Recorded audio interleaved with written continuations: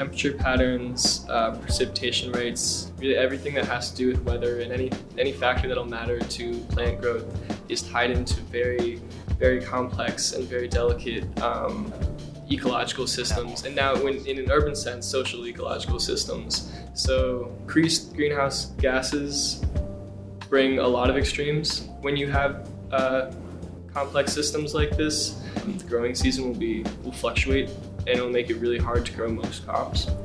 I'm Lucas Gookson, a board member of DePaul Urban Gardeners. My name is Tyler. I am a junior here at DePaul studying geography and food studies.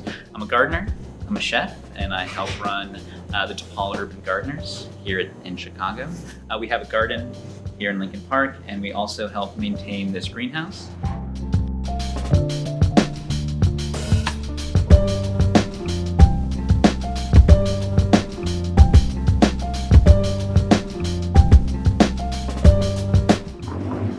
So today what we're gonna do, we went around campus, or Annalise went around campus, and like took paper that was gonna be thrown away, and then we're shredding it. We're gonna soak it and then blend it into like a paper pulp, and then from that pulp we'll add seeds to it, and they're gonna be in the shape of hearts, so it's like a Valentine's Day gift, but they're like little seed bombs that you throw them around, and then wherever you throw them, if they stratify properly, then native wildflowers will grow. So it's mostly like yellow cone flowers, purple cone flowers.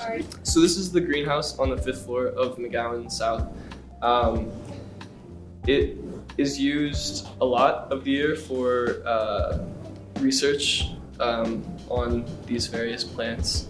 So this is the research space. And then there's another section of it, which is used pretty often for classes where you can grow microgreens.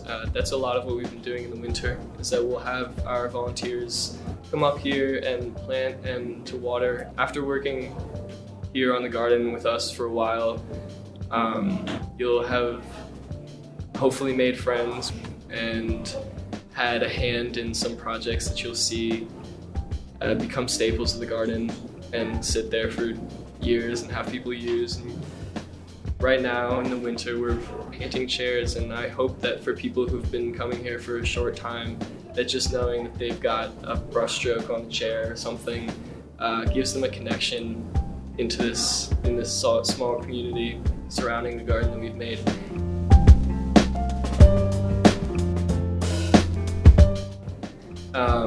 So DePaul Urban Gardeners takes care of the lot of land that was bought and cleared out 11 years ago. It used to be another townhome at the corner of Belden and Bissell. This is the DePaul garden. It looks kind of interesting.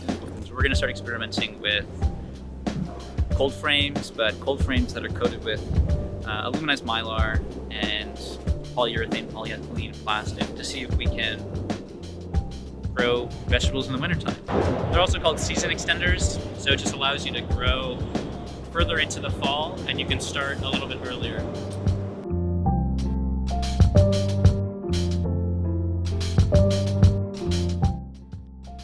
This is our bicycle rim dome. We built it out of old bicycle rims that were donated from a bike shop in a little village called Working Bikes, and the goal for it in springtime is use it as a trellis.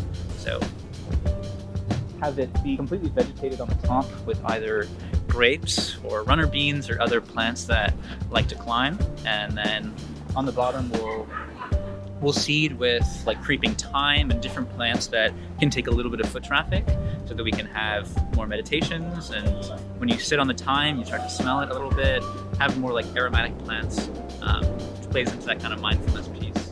I mean, everything you see like was built by students with pretty much zero carpentry skills, zero just like building skills, and pretty much now we know how to build things because it's like we all came together around a shared idea of just like creating space on previously abandoned space. And Very cool. I think that's part of what makes Chicago such a viable option for urban gardening and urban farming, is because we have a lot of space and we have a lot of people that are interested in learning how to grow food.